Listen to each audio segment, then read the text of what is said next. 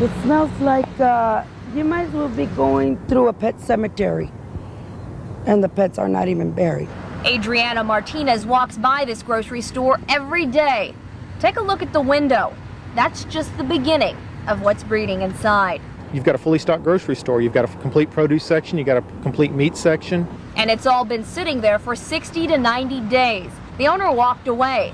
Now environmental services must walk inside.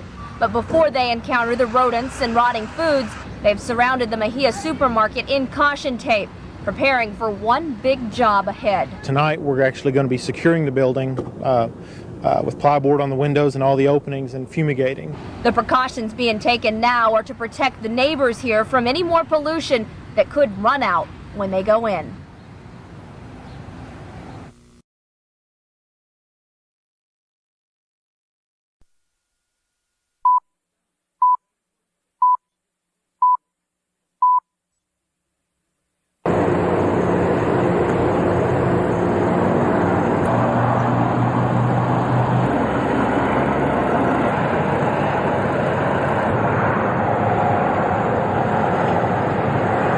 We want to make sure that once we get in there and start the gross scale removal that we don't have a mass flight of these animals taking potential diseases into the communities. Right off on both sides of the building.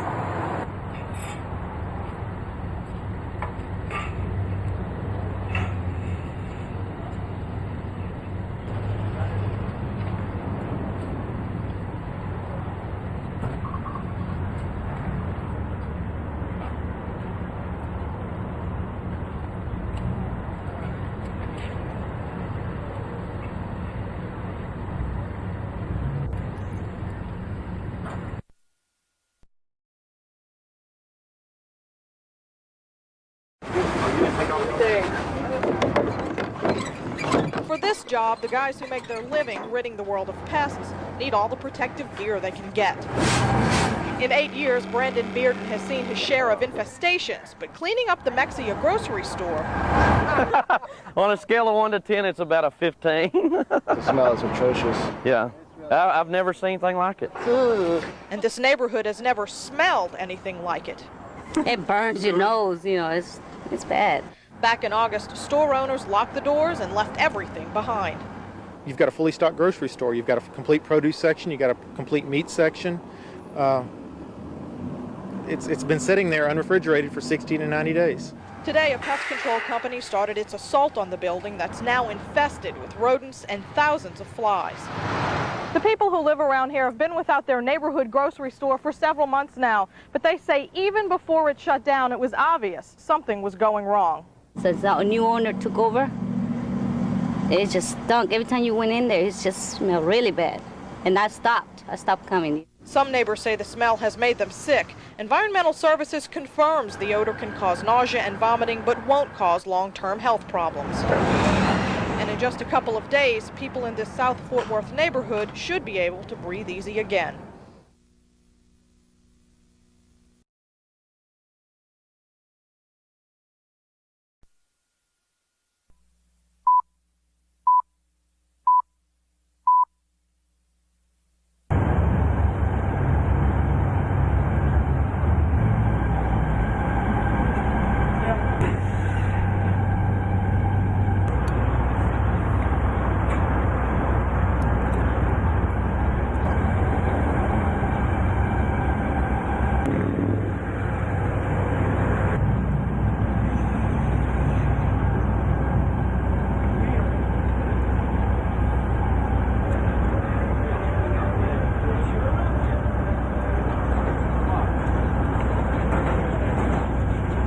Both sides of the building.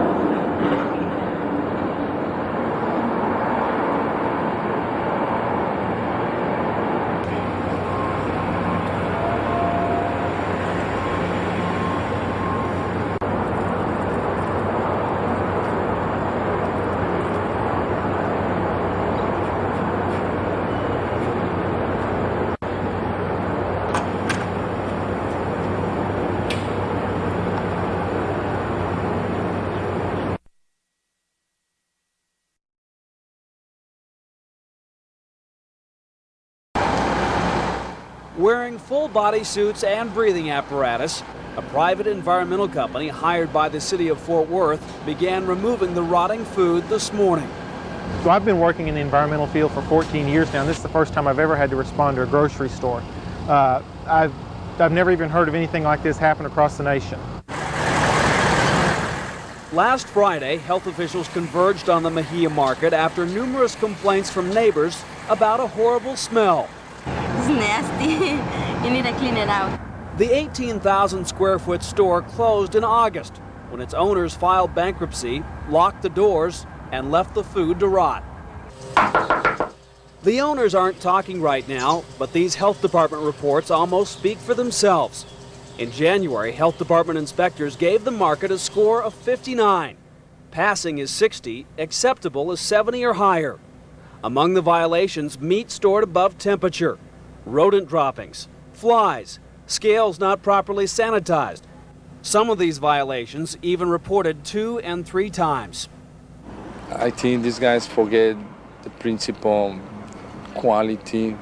Former employees said the owners Dong Chang and Kung Song often had trouble making the payroll and were suspicious of their largely Hispanic staff. The people, the Chinese people, is walking, every time, watching every time. We can work better over there, you know. Regardless of what happened here in the past, the former owner will have to pay for the present.